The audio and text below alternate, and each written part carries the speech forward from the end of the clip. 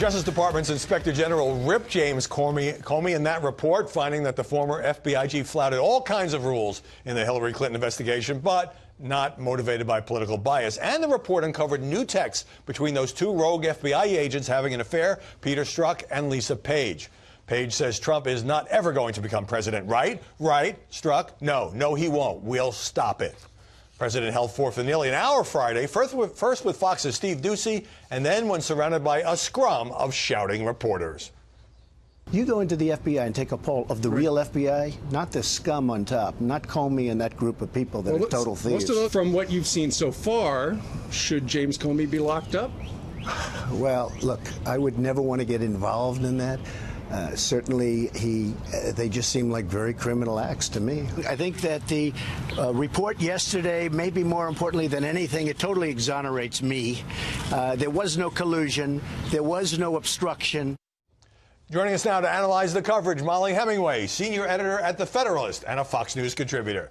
Sarah Fisher, a media reporter at Axios. And Marie Harf, a Fox News analyst and former spokeswoman for the Obama administration. Molly, that scrum, the press on the White House lawn, looked like an out-of-control kindergarten that needed a timeout. But as most of the press has acknowledged, this Inspector General's report put a serious stain on Jim Comey's reputation. At the same time, press saying, oh, the president was wrong when he said he was totally vindicated because the report didn't examine whether there was collusion or obstruction with Russia. Yeah, this is a really good time for people to actually read the report before they talk about it. And it is true that this was focused really on the Hillary Clinton email probe, although there was a lot because the same people covered the Hillary Clinton email, or the same people investigated the Hillary Clinton email probe as investigated the Donald Trump probe. There is a ton of overlap. And throughout this report, you have people openly talking about just breathtaking bias that they have in favor of Hillary Clinton against Donald Trump and promising that they will prevent him from getting elected. At the same time, they're ramping up this investigation of him. So that is exonerating of Donald Trump. It's not fully an exoneration, but it's one of his main arguments is that the Department of Justice and FBI have had widespread problems with bad decision-making, bias, and other problems that affect the investigation into him. At the same time, Marie, I mean, Jim Comey was a media hero, at least until his book tour. And so I think pro-Hillary commentators must be happy that the IG slapped him down and revealed that he sat on those last-minute charges, the Anthony Weiner laptop and the emails, for more than a month before popping it, in the final days of the election. So your reaction to that? Well, I think there's something for everyone in this IG report. Molly's right. People should read it. A bunch of things are true. These FBI officials do have text messages that look terrible. They give the impression of bias. The IG report also found no evidence that those political leanings impacted the investigation. Jim Comey, I think, comes across very badly as a Democrat reading what he did, which did hurt Hillary Clinton politically, even if that wasn't his intention.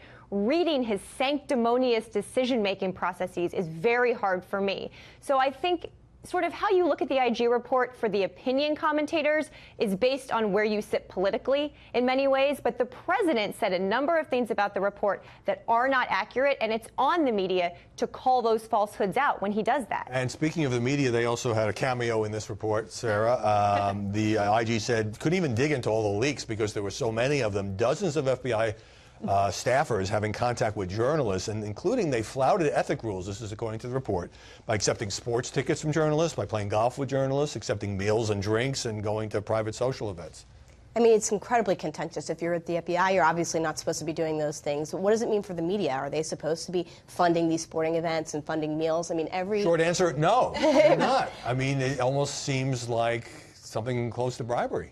I mean, in the media, you are given some budgets to take out sources. Maybe it's going to be a coffee or a lunch, but it is unprecedented to hear about some of these events, golfing, sporting outings. I mean, I'm a reporter. I've never taken a source out golfing. Right. Why haven't I been taking golfing? There's another issue here, too. The Justice Department recently went after a congressional aide and a reporter because they care enough about leaks, apparently, over there, when they have their own huge problem right underneath their nose, and they're not doing anything about it. Right. That's one of the things the IG said, is that it's such a big problem, nobody knows what to do. Well, you know what? They should be doing that well before they go after reporters and congressional aides. Absolutely. This is a former Senate intel aide has been indicted, and the reporter who now works for the New York Times.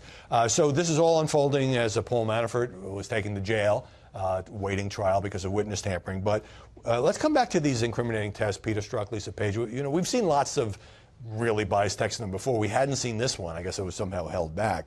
But I think it's made a lot of headlines because it's just so over the top. whether or not they were actually able to carry that out. I mean, these people hated Donald Trump. Yeah, and first of all, I do want to make one point that the IG specifically said that they couldn't determine that waiting to handle that Wiener laptop was a decision free from bias. They basically strongly suggested that Peter Strzok was so biased that he made a bad decision on trying to pretend that those emails hadn't been found on Wiener's laptop and instead focusing on the Russia investigation. It's also true that these weren't just about Peter Strzok and Lisa Page texting their extreme bias. It was 5 different people involved in this probe that were texting really extreme things, insults against people who voted for Trump, expletives against Trump. One attorney said "Viva la resistance." The attorney who was actually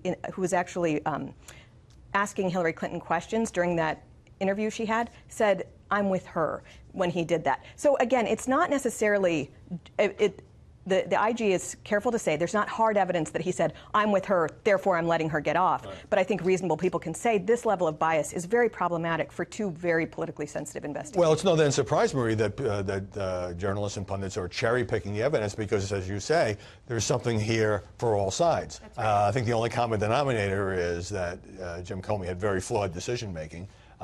And was doing things like holding press conferences about non-indictments that he shouldn't have been doing. Right. So that enables each side to say, well, here's evidence that supports our contention. Right. This is the system we live in right now in terms of partisanship. But what Jim Comey did was end up hurting Hillary in July and in October, even if that wasn't his intention. Well, wait, the other side would say he didn't hurt Hillary because he didn't bring charges against her, although he did hold a press conference and sort of trashed her. And trashed her, which the IG says was not good practice. What's interesting is law enforcement and the FBI have historically been much more conservative. Now, they are nonpartisan, but they've traditionally been much more conservative, if not Republican-leaning.